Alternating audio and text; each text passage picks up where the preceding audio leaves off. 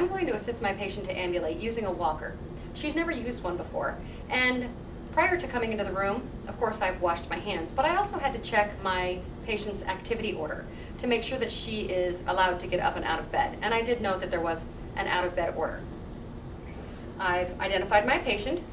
She's never used a walker before, so I'm going to educate her about that.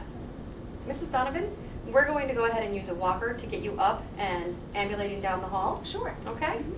My patient has been in bed for a period of days, and before you try and get them up ambulating the first time, you want to make sure that you do some strength testing to make sure that their lower extremities are strong enough to hold them up and they won't fall. So if you can go ahead and lift your leg against my pressure, excellent. And the left leg. Can you kick out? And can you kick out with this leg? Good. All right. So I've established that she's got good mobility in her hips and knees and that she's got good strength. You're going to push yourself up using your arm strength, all right? Sure. I see that you're sitting close to the edge of the bed. That's important because your feet have to be flat on the floor. I also see that you have tennis shoes on. If your patient is still in a hospital gown, make sure they've got the non-skid slippers on. I want you to put your right hand on the bed rail, and the other hand you can put right on the bed. Then I want you on the count of 3 to stand straight up, okay? Okay. 1, 2, 3. Excellent. Notice that I didn't ask her to put her hands around me, because if she were to lose her balance and fall, we would both fall backwards. Any dizziness? No. Good. No lightheadedness? No. Excellent. Bring the walker in front of her.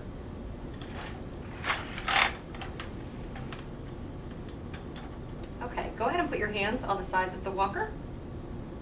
And the distance between your body and the front of the walker should always stay about this much, okay? Okay. I don't want you to walk way up to the front of the walker. Okay. And I don't want you holding the walker way out in front of you, okay? That'll increase your risk for falling. I'd like you to pivot to your left, okay? And then we can walk out into the hallway. Okay.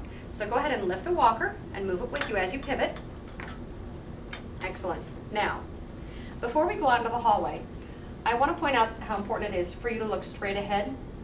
People have a tendency to look down when they're using a walker, and they don't see what's right in front of them, and they end up falling. Go ahead and move the walker out, and then walk in to the walker. Excellent. And let's continue. And all the way down the hall. How am I doing? You're doing great. Now the patient has returned to her room, and it's time to sit back down. I'm going to remove the walker so that she's not tempted to hold on to that and pull it back with her as she goes to sit down. And we're going to sit down the same way that we got up, okay? Okay. So I want you to take one step over to your right, and I want you to reach and hold on to that side rail. And take one step back so that you feel the bed with the back of your legs. I feel it. Good. Go ahead and sit down, finding the bed with this hand. Excellent. Sometimes a patient is at greater risk to fall, and in that case, you may want to use a gait belt to help assist your patient in ambulating. The gait belt's already on my patient, and it's snug, so it doesn't move up as we go to ambulate, but you don't want it so tight that it causes them pain. I see that you're sitting all the way forward and your feet are flat and you have tennis shoes on. Put your hand on the handrail, and you're going to push yourself up off the bed on the count of 3. Notice that I'm not going to be right up next to her where she could be tempted to grab me. 1, 2, 3. Excellent. Any dizziness? No. Okay, great. Now, when it's time to ambulate my patient, if you can go ahead and turn to your left. I have all 4 fingers underneath the side of the gait belt, and I have 4 fingers holding the gait belt in the back. We're going to take some steps forward. If the patient were to get dizzy or lose her balance and need to go down to the ground, I can take a step back, lay her back onto my thigh, and ease her gently using the gait belt down to the floor. When assisting your patient to a wheelchair, you're going to use the same principles, making sure that they've got their feet flat on the floor, they have non-skid footwear. They're going to push themselves up using the side rail, and then you're going to assist them or direct them to pivot over to the wheelchair. You need to make sure that you've locked both sides of the wheelchair so that it doesn't move once they sit down.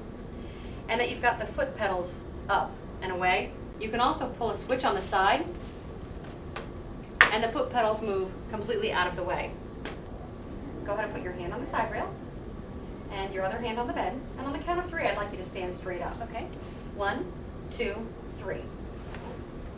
Any dizziness? No. Excellent. Are you able to walk over to the wheelchair? Sure. Okay, we're going to be going down for physical therapy. Okay. Okay.